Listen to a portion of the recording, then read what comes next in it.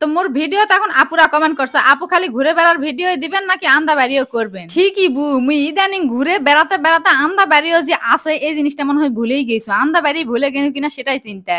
তো ওই দা শাক যে মুই লাগাইছিনু সেই শাক তো বড় হয়ে গেছে, তো তুলে খাবা হবে না? শাক কিন্তু ভালোই বড় বড় হয়ে গেছে, কিন্তু মুই যেঙ্কা শুকনা মোর শাকগুলো সেঙ্কা শুকনাই হয়ে গেছে। কিন্তু শুকনা হলে কি হবে, এমনি থেকে পুষ্টি তো আছে, কোনো সার বিষ কিছুই দাওনি, খালি বিচি ছিটা দিছো আর মোর শাক হয়ে গেছে। কিন্তু মাশাআল্লাহ শাকগুলা মোর কি সুন্দর বড় বড় হয়ে গেছে আর দেখতে সুন্দরও লাগছে। সার বিষ না হলে এরা জিনিস সুন্দর হবে না কে কইছে? আরে দেখো কত সুন্দর হয়েছে। আবার পাতাগুলা পোকা টোকায় কিচ্ছু খানি, সবগুলা কি সুন্দর টপটপা।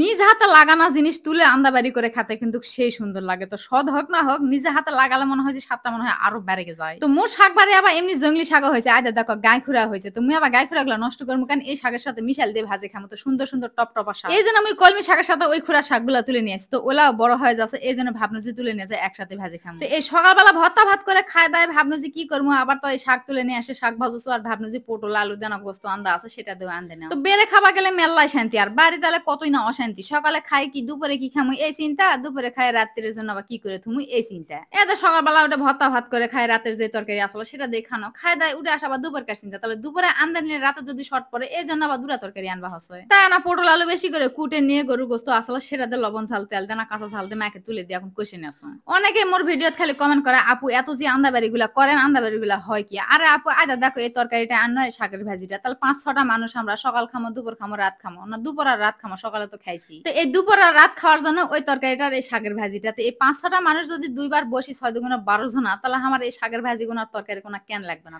আবার এই বড় ভিডিও গুলো আমি আবার ছোট ছোট করে কাটে কাটে রিলস দাও, তখন মনে হয় যে না আরো আমি আন্দাবাড়ি করতেই থাকো। আসলে সব সময় যে আন্দাবাড়ি করো ব্যাপারটা নয়, এই দুটা তরকারি আনতে নিমু এই তরকারি ছোট ছোট করে নিয়ে আমি রিলস দিম। তো মুই শাক তুলে নিয়ে আসি, শাক কিন্তু মেলা গুলাই হয়েছে, এক করে ভরে গেছে, কিন্তু আয়দা ভাব দেওয়ার পর মিশানা হয়ে গেছে। তো তারপরেও মিশানা হয়নি, অনেক খানি হয়েছিল শাকগুলা। কিন্তু বাড়ির দেশি শাক কোনো প্রকার পানি লাগেনি, মুই তুলে দিয়ে ভাবে ভাবে এমনি সিদ্ধ হয়ে গেছে আর এতই নরম হয়ে গেছে, বেশিক্ষণ মুখ ভাজবাই হয়। আর শাকের ভাজিটা এতই স্বাদ হয়েছিল, মুই মুখে দিয়ে খায় দায় আসে ভিডিও করবে লাগিয়েছি, সেই সুন্দর একটা স্বাদ হয়েছে। তো সবসময় আমি রিলস আন্দাবাড়ি ভিডিও দিয়ে ভয়েস দাও, এই কারণে সবাই মনে করে যে আমি সবসময় আন্দাবাড়ি করো আর আসে রিলস ভয়েস দাও। আসলে নয়, এই যে এই তরকারিটা আমি আনতে নিমু এই তরকারিগুলো আমার থাকেই যাবে, ছোট ছোট 15 সেকেন্ড 10 সেকেন্ডের ক্লিপ নিয়ে পরে রিলস লাগে দাও। তো এই বিষয়টা অনেকে বুঝতে পারে না, তো যারা ফেসবুকে কাজ করে তারাই জানে যে একটা ভিডিও করে নিলে সেই ভিডিওটা দিয়ে অনেক ভিডিও হয়।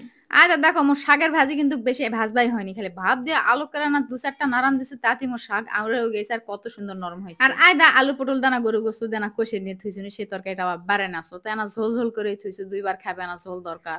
আসলে বেশি মানুষ বাড়িতে থাকলে 2-3টা তরকারি সারাদিনে লাগেই যায়, আর আমরা একবার আনতে বাইরে নিলে সারাদিনের মনেই নেই, ওই 2বার 3বার অনেকে আনদে সেই আন্দনটা আনদি না, আমরা রাতের যেটা খামো সেটাও করি আবার দুপুরে যেটা খামো সেটাও করে নিই।